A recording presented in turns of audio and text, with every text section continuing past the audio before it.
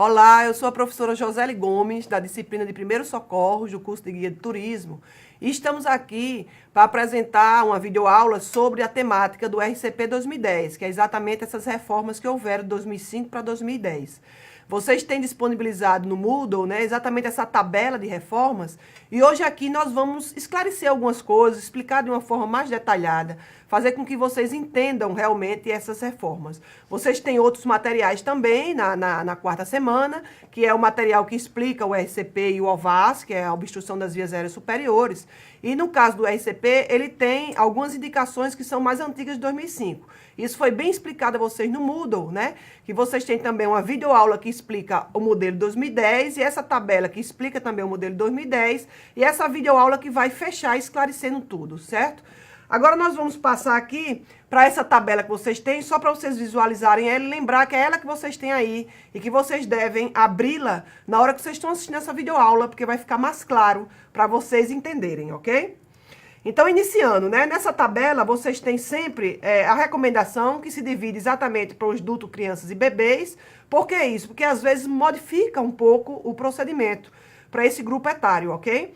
Os componentes são exatamente as dimensões que a gente vai dar mais ênfase. Se você for ver a sua tabela como um todo, você vai perceber bem que tem alguns detalhes que não vão aparecer aqui, não vão ser explicados. Porque esses detalhes não são tão importantes. Algumas vezes tem detalhes que dizem assim, para profissionais de saúde. Então não é interessante para o pessoal que faz o curso de guia de turismo estar também se aprofundando muito nesses protocolos, ok? É importante saber só essa parte que nós vamos dar ênfase aqui agora nessa aula. Então, ele bota aqui não responsivo para todas as idades. E o que é que significa não responsivo? Essa palavra significa dizer que a pessoa não está respondendo, ou seja, está num nível de inconsciência. Então, a gente só pode aplicar o RCP se isso acontecer. A gente não pode aplicar um RCP por interpretar que ele teve uma parada, por exemplo, respiratória ou cardíaca, mas que a pessoa está consciente. Então, isso é o primeiro ponto, o primeiro sintoma, e alguns autores chamam de sintomatologia, certo? Então, uma coisa super importante é que, a partir de agora de 2010, mesmo que essa respiração da pessoa esteja dificultosa, ou seja, está respirando com um pouco de dificuldade, com sibilos, que seria aqueles sons que saem do tórax, né? Ou uma respiração muito profunda, quando faz um esforço muito grande para respirar. Mesmo assim, se a pessoa estiver com ausência de pulso, ou seja, tiver tido uma parada cardíaca, nós iniciamos o procedimento, certo? Não importa mais tanto que tenha a parada respiratória e a parada cardíaca, ok? Ele coloca um detalhe aqui embaixo, mas ele também é mais para profissionais da área de saúde, né? Ou seja, esse profissional, sim, como ele tem mais experiência, o que é que ele faz? Ele vai medir o pulso pela carótida, que vocês sabem, lá no material de vocês tem explicando, que é nessa região bem lateralizada da traqueia, né? Ele vai medir esse pulso em 10 segundos, mais ou menos, rapidamente, e se a pessoa tiver ausência do pulso, ele inicia o procedimento bem rapidamente, certo? Então, é só um detalhe para essa questão do profissional de saúde, que vocês não devem se frisar muito, não devem se detalhar muito essas questões dos profissionais. Um outro ponto importante dessa mudança do RCP é a sequência, né? Quando você vê o RCP de 2005, como é que ele iniciava esse RCP de 2005?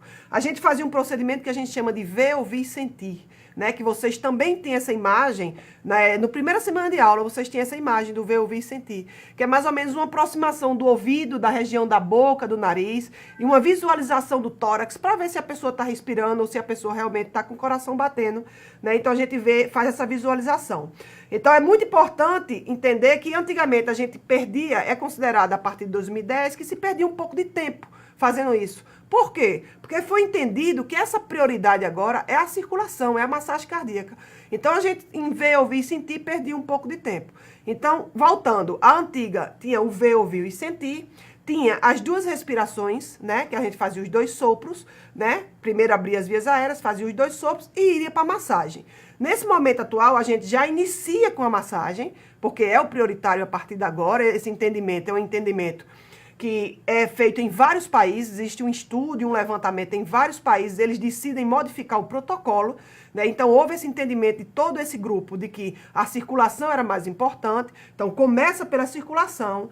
Abrimos as vias aéreas, que vocês também têm na primeira aula esses modelos através de imagens de como abrir as vias aéreas, que basicamente é uma pequena elevação do queixo, né, que deixa as vias aéreas um pouco mais abertas, e você realiza a respiração. Então, o procedimento muda nesse sentido, e muda nesse sentido para todos, para adultos, para crianças e para bebês, ok? Com relação à frequência da compressão, fica mais difícil a gente entender, mas a gente só tem que entender uma coisa. Essas frequências, elas são mais rápidas. Então, ele bota aqui no mínimo 100 por minuto, né? Então, 100 circulações por minuto você tem que fazer. Então, você faz essa circulação um pouco mais rápida do que você fazia anteriormente, certo? Então, frisar, você tem que entender que mais ou menos 1 minuto você tem que fazer 100 circulações, ou 100 massagem cardíaca, né? A profundidade também é um pouco difícil da gente estar medindo, né? Por exemplo, 2 polegadas, ele fala, ou 5 centímetros, no caso do adulto e da criança. Então, é muito difícil a gente estar medindo. Mas o que é que a gente tem que entender? Que essa profundidade tem que ser significativa. Eu não posso fazer uma massagem cardíaca com uma profundidade muito pequena, né? Algumas pessoas, e é muito comum essa dúvida, das questões das fraturas, né? Porque algumas pessoas também fazem com exagero tão grande essa massagem, que chegam a fraturar o externo, que é esse osso que a gente tem aqui no meio do tórax, né? Essa massagem, vocês sabem bem a localização, que também está no material de vocês detalhadamente, que esse posicionamento da mão é mais ou menos entre os 2 mamilos, né? Da pessoa, do homem ou da mulher. Então, essa profundidade é de 5 centímetros no mínimo, né? Se considerando o adulto e a criança. E quando a gente fala no bebê, é mais ou menos 4 centímetros, que claro, como é um bebê, a gente tem que fazer uma profundidade um pouco menor. Lembrando a vocês, também está no material de vocês, essa questão da mão, né? Que com adulto a gente sempre faz com 2 mãos, né? Com a criança a gente sempre faz com uma mão, usando sempre essa parte da mão. E com o bebê a gente sempre faz com o dedo indicativo e médio, né? Só com esses 2 dedos a massagem cardíaca, e que muda um pouco também essa questão da força que a gente utiliza. Então, seguindo a tabela, a gente vai ver agora o retorno da parede torácica, né? O que seria isso, mais ou menos, né? Que está na tabela aqui logo no início dessa página. Então, é permitir esse retorno total da parede torácica. Como? Quando a gente faz a compressão, no adulto, por exemplo, aí a parede torácica vai baixar, né? Então, a gente tem que esperar esse retorno do tórax para iniciar outra vez. Porque a gente estava falando que tem que ser rápido, né? Mais ou menos não, no mínimo de 100 compressões por minuto, mas ela tem que vir completar essa compressão. Ou seja, a parede torácica tem que baixar, subir outra vez para que eu inicie a compressão. Esse destaque é importante, que ele dá a partir também de 2010, certo? Essas interrupções nas compressões, ele fala no mínimo 10 segundos, né? Então, quando a gente faz as compressões, por exemplo, e vai fazer a respiração, abrir as vias aéreas e fazer a respiração, esse intervalo para iniciar de novo teria que ser no máximo 10 segundos. Ou seja, é dando ênfase cada vez mais que a compressão é muito importante e não pode tardar muito essa compressão em reiniciar. É mais ou menos isso que ele quer dar ênfase, certo? Com relação às vias aéreas, que vocês também veem no módulo da primeira semana, que explica bem direitinho o que seria a abertura das vias aéreas e os 2 tipos de abertura de vias aéreas, a gente teria uma abertura mais comum, certo? Que é a elevação do queixo. E quando a pessoa sofre algum tipo de trauma, como por exemplo, cair de uma escada, ou sofrer um acidente automobilístico, ou qualquer tipo de trauma, se tiver que fazer o RCP, a gente sabe que quando as pessoas sofrem trauma, a gente evita movimentar e espera o socorro especializado. Mas, se houver parada cardiorrespiratória, tem que se iniciar o RCP. Então, a abertura das vias aéreas é feita através da mandíbula. Geralmente é uma indicação que é feita muito pelo especialista, mas é importante que vocês saibam, né, que o RCP ele tem que ser feito mesmo na pessoa que tem trauma, porque você não pode esperar o socorro. No caso do RCP, a gente sabe que o tempo é muito curto.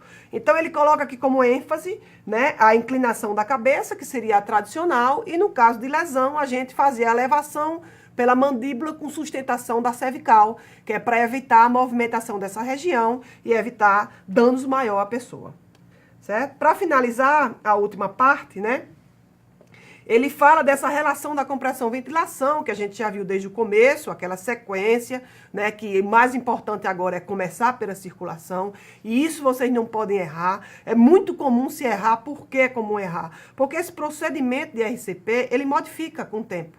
né? A gente vem acompanhando geralmente a cada 5 anos. Então, a gente teve uma modificação agora em 2010. Então, muita gente, por exemplo, não sabe.